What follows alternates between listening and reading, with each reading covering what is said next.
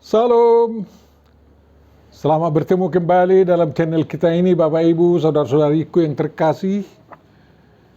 Channel Langsung Sitorus yang akan kita gunakan mendalami atau memahami Evangelium yang akan dikhotbahkan pada tanggal 15 Oktober tahun 2023. Sebelum kita mulai, saya mohon kembali agar kita rela mensubscribe. Terima kasih kepada yang sudah mensubscribe. Dan saya mohon juga kesediaannya untuk menyebarluaskan video ini, mengajak kawan-kawan kita mensubscribe, like, dan membunyikan loncengnya. Tuhan menyertai kita untuk memulai perenungan kita.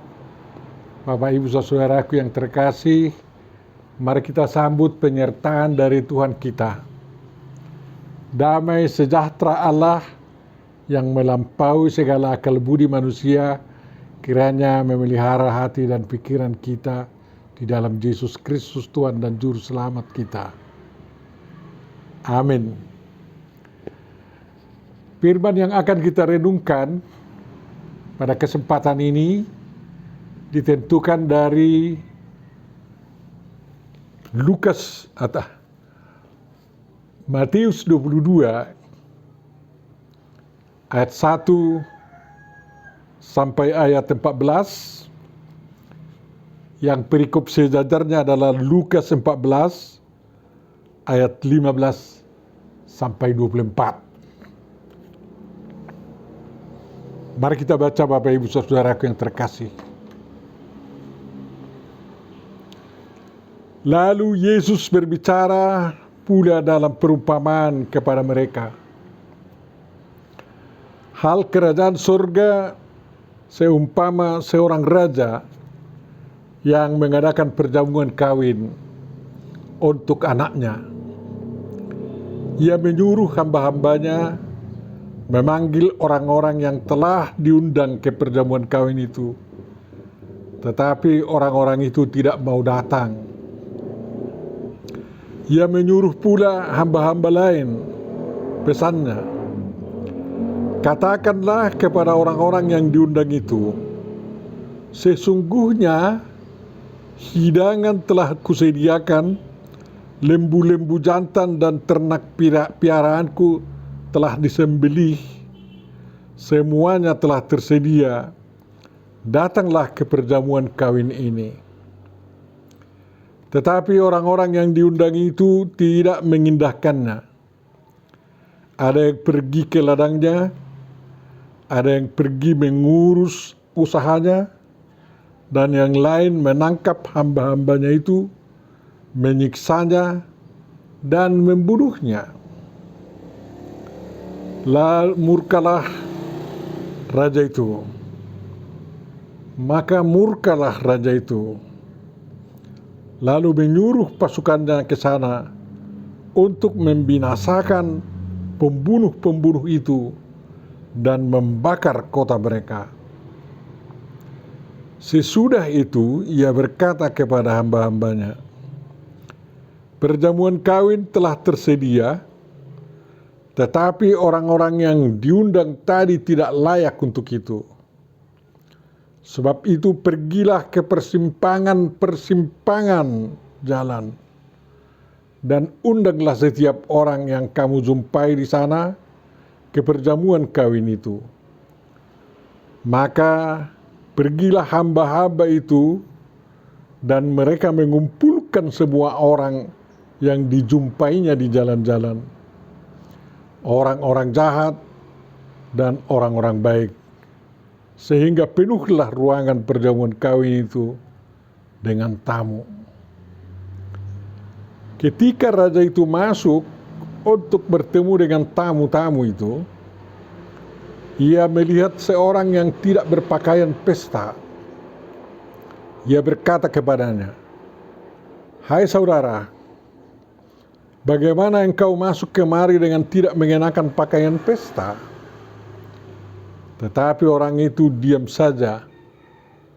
Lalu kata raja itu kepada hamba-hambanya, ikatlah kaki dan tangannya, dan campakkanlah orang itu ke dalam kegelapan yang paling gelap.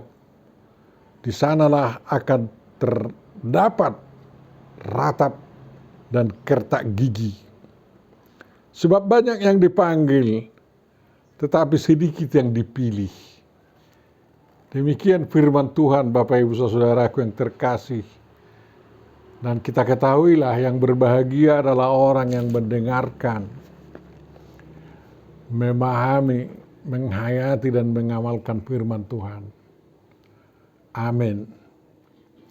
Di almanak kita juga diusulkan tema daripada perenungan kita di Minggu tanggal 15 Oktober ini, mengatakan banyak yang diundang, yang dipanggil, tetapi sedikit yang terpilih.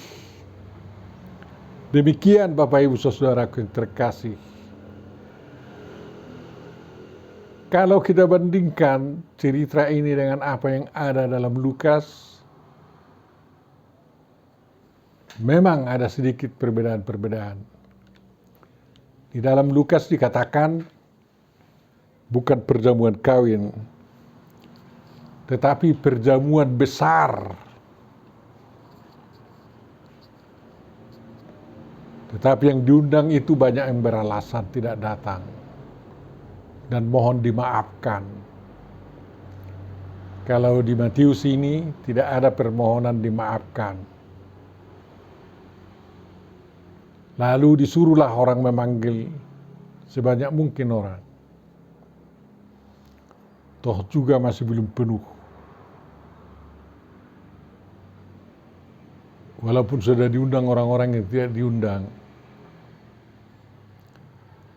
Lalu disuruh lagi untuk memanggil orang-orang miskin, orang-orang cacat, difabel, dan orang-orang yang gelandangan agar ikut dalam pesta perjamuan besar itu. Toh juga ruangan tempat pesta belum penuh.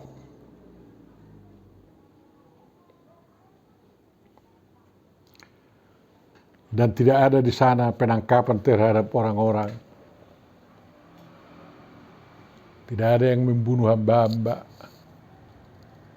Tidak ada yang tidak berpakaian pesta. Makanya apa yang dituliskan oleh Matius ini punya niat khusus, agak lebih keras. Bapak Ibu Saudaraku yang terkasih, di sini dikatakan perjamuan kawin dalam perikop Matius 22 ini. Perkawinan seorang anak raja yang dipestakan besar-besaran. Ya mungkin sebanyak mungkin orang diharapkan datang. Tetapi banyak yang berdalih dan tidak mau datang. Dan karena ketidakmauan mereka datang itulah, makanya mereka dinilai sebagai yang tidak layak datang lagi di pesta itu. Dan yang paling kejam, di antara orang yang diundang itu ada yang menangkapi utusan raja yang mengundang dan membunuh utusan raja itu. Sehingga raja itu murka, pantaslah itu murka kan. Baru datanglah dia bertindak keras, membunuh semua yang membunuh hamba-hambanya tersebut dan membakar kampung mereka. Lalu hamba-hambanya yang lain yang belum dibunuh, belum terbunuh, disuruh lagi ke semua persimpangan-persimpangan jalan yang luar biasa di sana dikatakan. Yang ditemui dan dikatakan diajak masuk ke perjamuan kawin itu baik orang baik maupun orang jahat.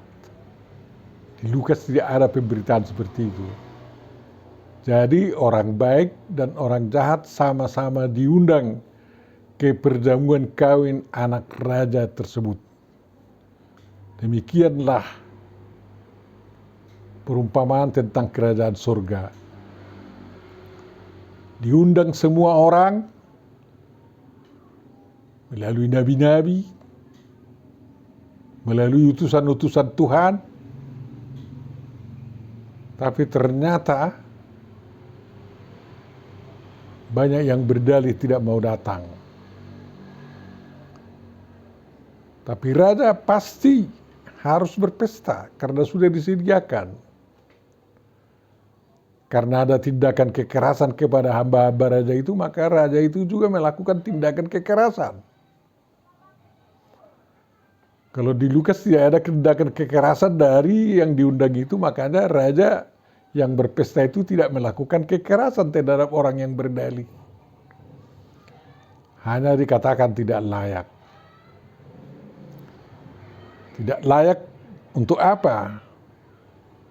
Menikmati jamuan yang sungguh luar biasa indahnya, enaknya, sukacitanya bersama tuan rumah.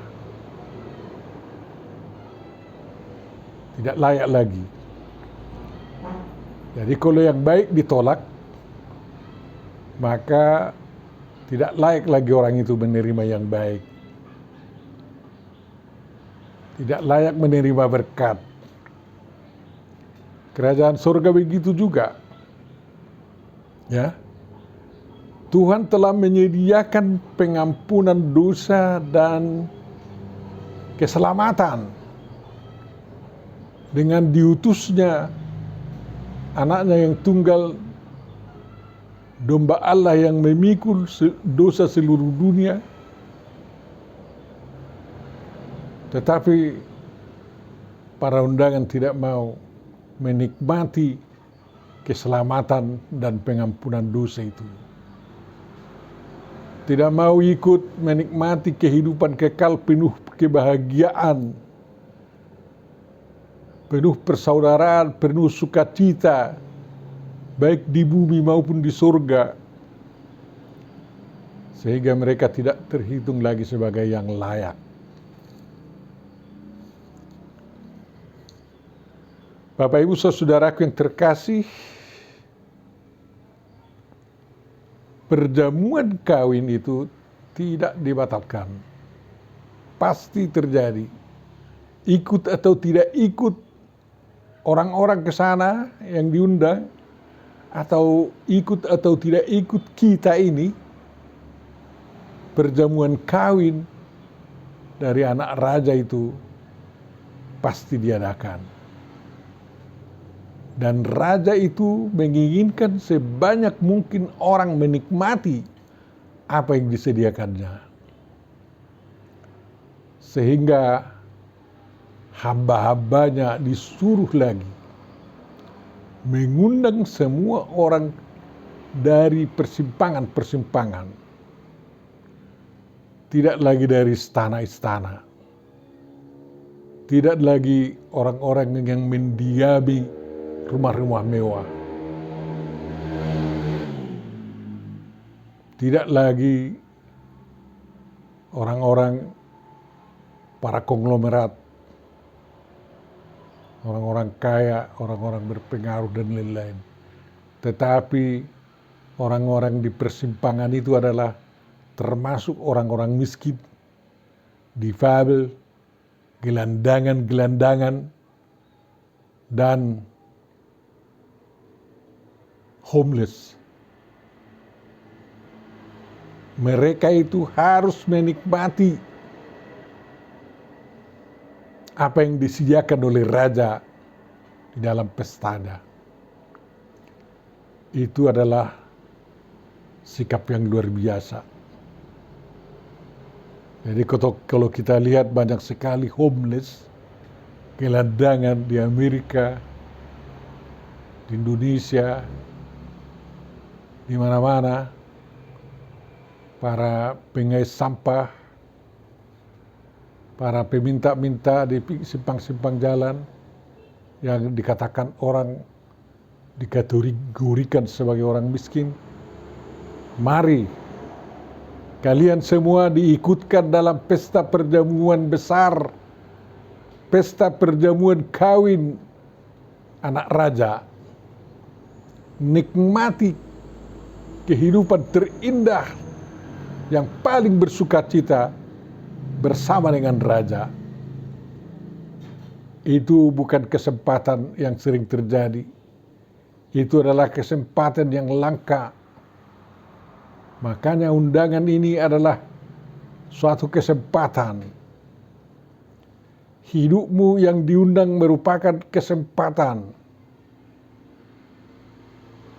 agar benar-benar kau juga berguna untuk sesamamu, bergaul dengan sesamamu, sama-sama menikmati yang indah. Tidak dipersoalkan kau orang baik atau orang jahat. Karena apa? Kamu semua dianggap sama di hadapan raja itu, yakni orang-orang yang membutuhkan pakaian yang layak datang ke pestanya. Dan sebelum Anda masuk ke sana pasti ada pelayakan. Baik yang dikatakan orang baik di dunia ini, maupun orang yang dikatakan jahat di dunia ini. Kalau kamu mau datang ke pesta perjamuan kawin itu, kamu akan sama-sama dilayakkan, diberi pakaian pesta. Jangan ada yang sembunyi-sembunyi masuk. Kalau kau yang sembunyi-sembunyi masuk, tidak nanti mendapat jatah pakaian pesta. Dan di sini diberitakan, seorang yang kedapatan tidak pakaian pesta diusir lagi, dibuang. Bahkan tidak ke persimpangan dikembalikan, tapi ke kegelapan yang sangat gelap, agar dia di sana mengalami kertakan gigi dan tangis yang sangat-sangat menyedihkan. Jadi sama seperti kambing-kambing domba milik orang kaya itu masuk di kandang semua, tapi ada seorang kambing yang melompat dari jendela masuk, tidak dari pintu, dia dibuang lagi keluar. Tidak ikut kau dari sini katanya. Karena apa? Orang yang dibuang itu, orang yang tidak pakaian pesta itu, ada orang yang tidak mengakui dirinya untuk mau masuk ke rumah tuan rumah ini. Dan tidak mau merendahkan diri. Dia pasti agak angkat jago lah dia. Aku sendiri bisa masuk kan, katanya. Padahal kepadanya sebenarnya harus diberikan pakaian yang melayakkan dia masuk ke perjamuan itu. Kalau kita renungkan dalam kekristenan kita, kepada orang baik, kepada orang jahat diberikan pakaian kelayakan masuk di pesta, di kerajaan Tuhan, di pesta Tuhan, yakni dengan apa? Dengan baptisan, ya, dengan iman percaya, ya, dengan pengampunan dosa, baru layak masuk di rumah Tuhan. Ya dulu memang tidak di dalam gedung gereja itu dilakukan absolusi atau pengampunan dosa. Masih di luar semua umat, baru dilakukan pengampunan dosa, baru disuruh masuk semua. Karena dengan pengampunan dosa itulah semua yang baik maupun yang jahat jadi sama-sama, sama rata, sama status di hadapan tuan rumah, orang yang sudah dilayakkan. Jadi orang baik tidak perlu menganggar jagokan kebaikannya, dan orang yang jahat tidak perlu takut nanti dihukum, disiksa. Kalau dia datang menyerahkan diri di pintu masuk itu, dia akan dilayakkan sehingga dia tidak diusir lagi dari pesta itu. Demikian kehidupan kita sebenarnya mengikut Tuhan Yesus kan. mengikut Jehovah Elohim, Yesus Kristus Roh Kudus. Semua dikerjakan Tuhan. Kita diundang, tapi kita tidak mau. Ketidakmauan itulah yang membuat kita tidak layak. Dan ternyata orang-orang yang tidak layak masuk di pesta itu mendapat hukuman. Salah satu contoh yang sempat masuk dibuang lagi ke kegelapan. Dan orang-orang yang pertama diundang dan tidak mau karena membuat dirinya tidak layak, pasti dihukum juga. Akan dimasukkan ke tempat kegelapan hidup yang luar biasa. Usahanya akan gelap, profesinya gelap, dan lain-lain. Hukuman Tuhan kepada mereka akan datang, akan terjadi. Memang orang-orang yang membunuh hamba-hamba itu yang pertama terhukum, karena itu sudah sangat di luar batas. Bapak Ibu saudaraku yang terkasih, apa yang terjadi di dalam pesta itu? Kita sama-sama bergembira kan? Menikmati. Orang mengatakan bahwa mempelai laki-lakinya, Tuhan Yesus katanya, dan mempelai perempuannya semua umat yang datang yang diundang. Tak usah kita berpikir ke sana. Tetapi Tuhan atau Raja di kerajaan surga itu mengadakan pesta kawin untuk anaknya. Kalau kau anaknya dipestakan juga begitu. Kalau kau pun perempuan dianggap putrinya dipestakan dalam pernikahanmu, begitu juga. Orang semua diundang oleh Tuhan dan dilayakkan. Makanya kita menjalankan adat yang sesuai dengan kehendak Tuhan. Tidak asal-asalan. Memang masih banyak adat kita yang sebenarnya tidak perlu terjadi dalam perhelatan perjamuan yang dilakukan oleh Tuhan. Karena adat kita itu tidak menolong sebenarnya. Tetapi hanya untuk memenuhi keinginan kita bersuka cita, sehingga Tuhan mengizinkannya juga. Tapi sayang, kita selalu keterlaluan menganggap bahwa pesta adat perkawinan yang besar-besaran lah yang benar, tapi yang kecil-kecilan tidak benar, kurang enak katanya. Padahal seperti orang Batak mengatakan, ada dona belga, ada dona mekmet, sama-sama mendapat pasu-pasu, sian Tuhan, dot si anak raja. Gitu. Jadi perjamuan itu yang penting adalah di sana yang terjadi pemuliaan tuan rumah. Pemuliaan terhadap raja yang mengundang. Yang terjadi juga penampakan diri semua tamu sebagai yang sederajat, yakni sebagai orang-orang yang layak dalam perjamuan Tuhan. Ya, itu semua. Jadi jangan ada yang berkasta-kasta lagi dalam perjamuan Tuhan. Yang berikutnya terjadi dalam pesta perjamuan itu adalah sukacita bersama. Itu terjadi karena semua tamu mengasihi tuan rumah, dan semua tamu saling menghormati dan saling mengasihi dalam kasih Tuhan. Mereka menganggap dirinya sebagai keluarga Allah. Dan itulah kehidupan yang paling nikmat. Setelah pasca pesta bagaimana? Ya tentu saja semua tamu setelah saya habis pesta akan terus melanjutkan sukacitanya itu dan kembali kepada pekerjaan masing-masing dengan sukacita tersebut. Orang yang diundang dari persimpangan-persimpangan, apakah mereka kembali ke persimpangan-persimpangan? Kalau mereka pun kembali ke persimpangan-persimpangan, di sana kehidupan bukan kehidupan yang meresahkan lagi, bukan kehidupan yang menyulitkan lagi, tetapi kehidupan di mana Tuhan menempatkan mereka untuk berbuah banyak, menampakkan sukacita dari Tuhan. Mereka akan sama-sama menjadi orang baik, bukan lagi ada orang jahat, karena mereka sama-sama mengasihi Tuhan dan saling mengasihi satu sama yang lain. Amin. Terima kasih Tuhan, bahwa semua Kau inginkan masuk dalam perjamuan-Mu. Hanya satu yang Kau buang, hanya yang tidak mau datang ke perjamuan-Mu itu yang Kau buang. Kau hukum. Tapi lebih banyak lagi dari itu yang Kau undang. Kau sambut, dan Kau anugerahi kehidupan yang penuh sukacita dan kebahagiaan.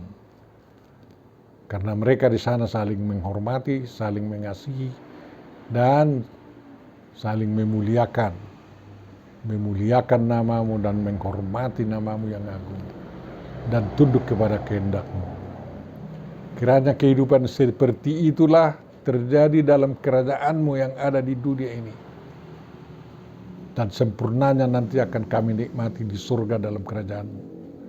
Bapa Surgawi, terima kasih atas pengampunan dosa yang telah Kau anugerahkan kepada kami, sehingga kami menjadi orang-orang yang layak dalam perjamuan yang Kau adakan, dan kami turut menikmati sukacita yang daripada-Mu.